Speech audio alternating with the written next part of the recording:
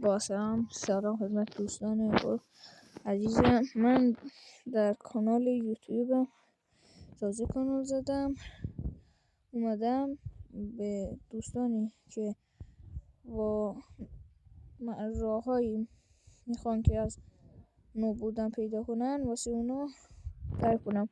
خودم از صفر دارم شروع میکنم، خاطر اینکه شما رو بگم نمیخوام دیگه از چطور میگن کلا برم و اینطور چیزا و مثلا بگم اکانتم بالا سطح باشه، اون وقت شما نمیفهمید.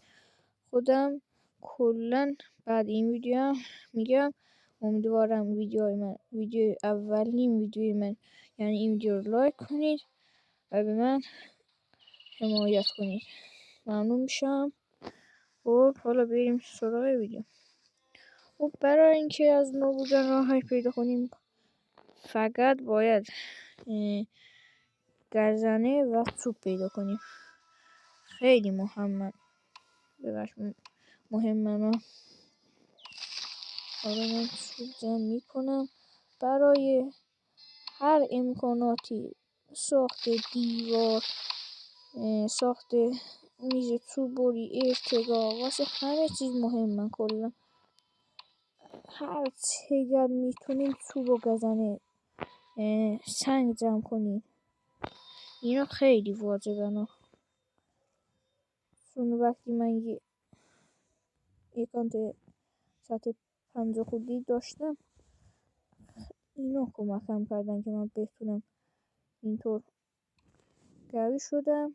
حالا میخوام بازم از صفر شروع کنم، فقط به خاطر شما عزیزان گل. حالا فقط چوب جمع میکنین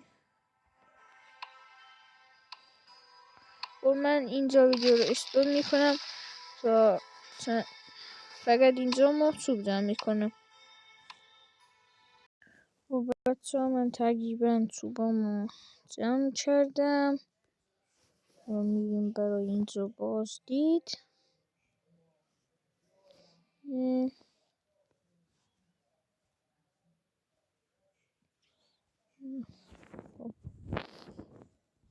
اینهاش تقریبا یه 80 تایی چوب جمع کردم. خب حالا سنگ جمع نکردم خاطر اینه که اینجا بستگی به جاش داره، مثلا جنگل برای چوب مناسبه. بعد یه چیز دیگه هم که واسهتون میخوام بگم، این بخش که کوله پشتی میاد اینجا اگه دقت کنین دیگه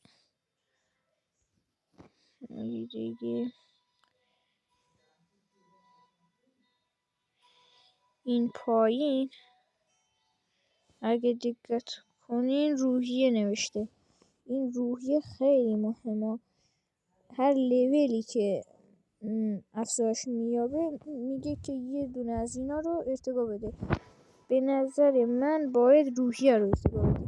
دفاع و صورت حمله و صدمه به تجهیزات بستگی داره، ولی روحیه کمک میکنه حیوانات بیشتر رو با خودت دوست کنی. حالا من برمیگردم مزرعه خودم.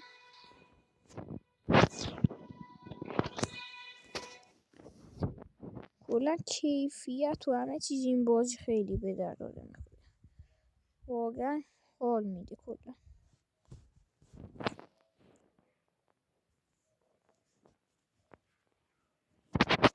ها بریم. هنوز روبران نیست. ای گزنه نتونستم جمع کنم. چوبامو میذارم، سنگامو هم میذارم، روز که ندارم. خب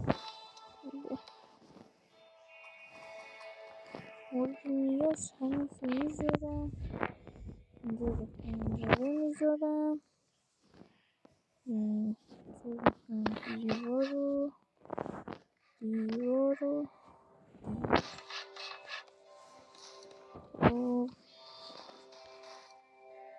برم ببینم یه کاغاها یه دونه ساختن رو خیلی اینجا میسازم.